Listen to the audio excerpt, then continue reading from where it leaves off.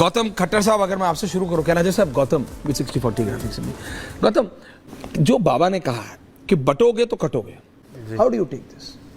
देखिए, योगी आदित्यनाथ जी ने बिल्कुल सही बात कही है। उन्होंने हिंदुओं को जगाने का काम किया है, सनातनियों को एक करने का काम किया है। उन्होंने हिंदुओं को केवल एक संदेश दिया है कि जिस प्रकार से मुसलमान लोग, चाहे देवबंदी हो, चाहे मुरादाबादी हो, चाहे बरेलवी हो, चाहे कुरैशी हो, किसी भी फिरके के हो, चाहे शिया हो, सुन्नी हो, जब इस्लाम की बात आती है, जब कुरान की बात आती है, जब अल्लाह ताला की बात आती है, जब मोहम्मद साहब की बात आती है, तो अंततः गत्वा प्रत्येक मुसलमान चांद सितारे वाले झंडे के नीचे खड़ा हो जाता है। तो लेकिन एक साथ आने में खराबी क्या है सरावत साहब? अगर वो एक साथ आ रहे हैं तो उसमें खराबी क्या है? यही बात तो योगी जी ने कहा है, यही बात योगी जी मैं कह रहा हूं, एक साथ आने में, किसी को भी एक साथ आने में क्या खराबी है? देखिए, वो उनके आराध्य हैं, बिल्कुल, वो अपने आराध्य के लिए एक साथ आ रहे हैं, हम अपने आराध्य के लिए एक साथ आ रहे हैं। इसीलिए तो मैं कह रहा हूं, भारत के राजनेताओं को, भारत के लोगों को योगी जी के बयान से परहेज क्यों है? ये बात तो इस्लाम के लोग सब फॉलो करते हैं, उस पर क्यों नहीं किसी को आपत्ति होती?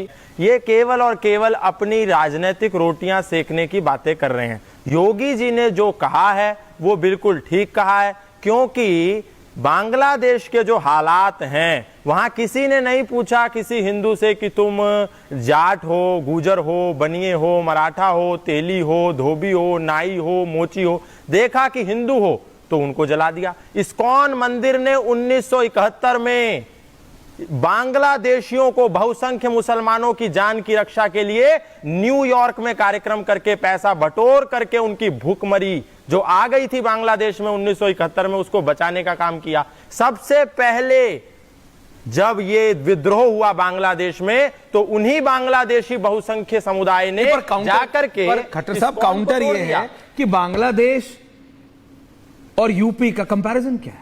कंपैरिजन तो ये कर रहे हैं ना, हम तो बाबा को काउंटर करने के लिए विपक्ष कह रहा है। अरे ये मैं बार बार एक ही बात कह रहा हूं कि सनातनियों को एक होने में किसी को आपत्ति नहीं होनी चाहिए, क्योंकि सनातन धर्म का तो मूल ही सिद्धांत है, संगच्छध्वम संवदध्वम संवो मनांसि जानताम देवा भागम यथा पूर्वे संजानानाम उपासते। योगी आदित्यनाथ जी ने जो भी बात कही है वो हिंदुओं की रक्षा के लिए कही है, क्योंकि उन्होंने हिंदुओं को आगाह किया है, जो नूहू में होता है, जो मेवात में होता है, जो बंगाल में हो रहा है, जो बांग्लादेश में हो रहा है, वो आने वाले समय में कहीं हमारे पड़ोस में ना हो, क्योंकि हम बटे हुए हैं, हम ऊंचा नीचा, गोरा काला, अपना पराया, हम सब एक हो जाएं और सनातन धर्मी एक ओम ध्वज के नीचे आ जाएं। जब वेद की बात आए तो हम सब एक हो जाएं, हम सारे भेद, सारे विभेद भुला करके यदि एक हो जाएंगे तो इसमें कोई आपत्ति नहीं। बीच में नहीं, सरवर साहब प्लीज, एंडिंग कमेंट्स आऊंगा आपके पास,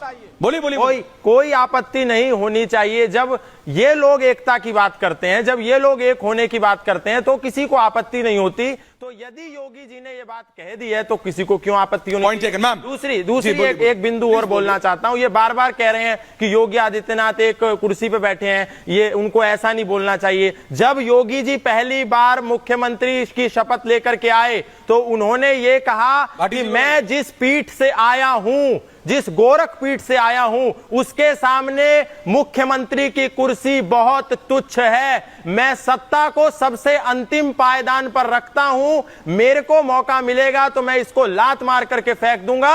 मेरे लिए राष्ट्र सबसे पहले है, वैदिक सनातन धर्म सबसे पहले है, इसकी रक्षा के लिए मैं सदा सदा के लिए अव्वल पायदान पर खड़ा। Point taken Gautam ji.